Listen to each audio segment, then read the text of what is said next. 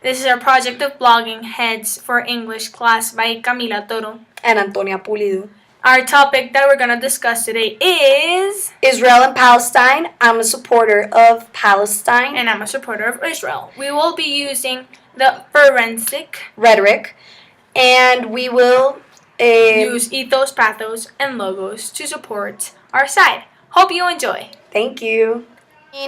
Since 1948, the United Nations Security Council has passed approximately 79 resolutions directly critical of Israel's violations of UN Security Council resolutions, the UN Charter, the Geneva Conventions, international terrorism, and international law.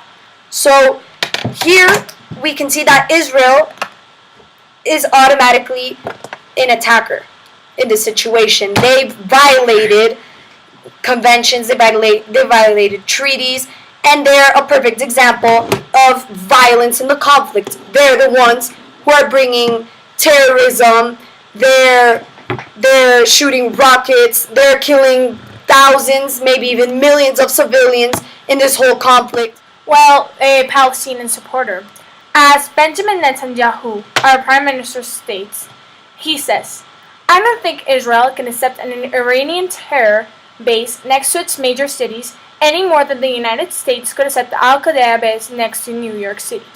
So, what we're doing here is we're comparing the situation of Al-Qaeda and its attack in the World Trade Center and compared to the missiles you're sending us.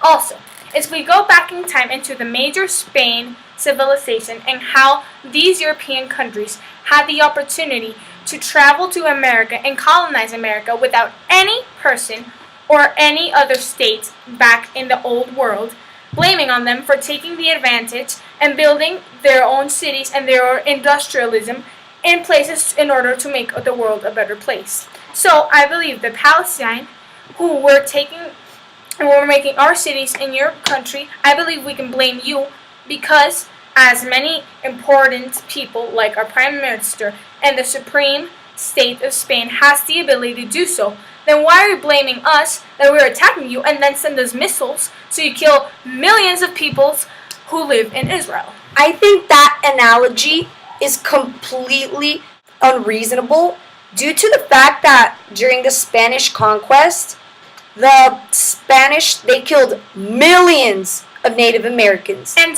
they killed millions of Native Americans. So you say that they did that conquest to make the world a better place. But so you're saying that Israel is doing that conquest on exterior territories to make the world a better place. But what you don't know, what Israel doesn't know, is that they're causing millions of civilian deaths. And are you Palestine isn't not? Are you saying Palestine isn't sending any missiles or isn't killing any people or isn't blaming Israel like you're doing right now because we're taking over your land as many countries back then have done? And is it illegal?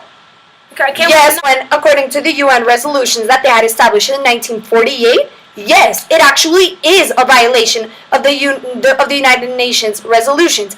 It's also a violation, as I had said previously, of the UN Charter, of the Geneva Conventions, of international terrorism, and international law. So, who's the violator here, right? Who is it? Yeah, but is the UN also not letting the United States get away from Al-Qaeda because of all the damage they made in their country? But they are blaming us from taking over your land, which is not illegal. Many countries do it. First of all, how did England and how did Russia become such a large empire? By conquering and by fighting and doing what every people has done. And then you come over, you, Palestine, and you throw missiles at ourselves, and then you come here and blame ourselves because we're conquering your land? Is that logical? Well, yeah. You said it. You said it correctly. It's our land. It's not Israeli land. It's Palestinian land. But it's Palestinian land. It's been Palestinian land for more than 5,000 years. And until 1948, after the Holocaust, the Israeli state was established. But it was established, with certain agreements, right? That territory was divided almost in half. And with wars, with conflicts and violations, you ended up occupying more than double of what you had been given originally. So you are violating the conventions. That is completely illegal. That is not correct. You cannot do that. Yeah, how would you feel if one day a man came and killed half of your civilization, killed about 6 million Palestinians, and then he left you with no land? What would you do?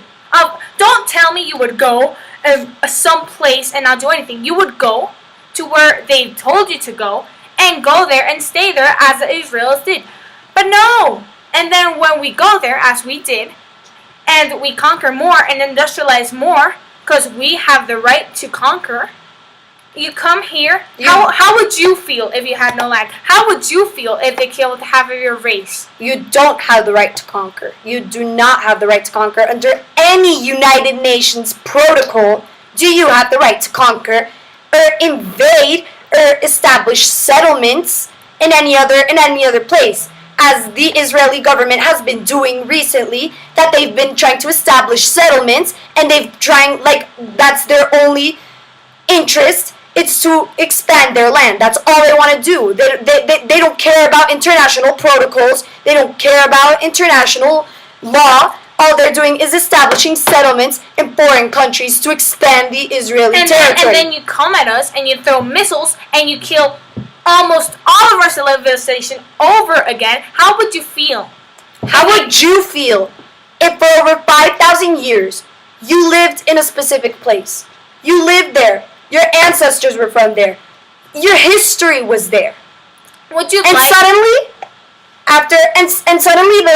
the United Nations, an international organization, they give half of your territory to the Israelis due to the Holocaust, because they experienced a really harsh time.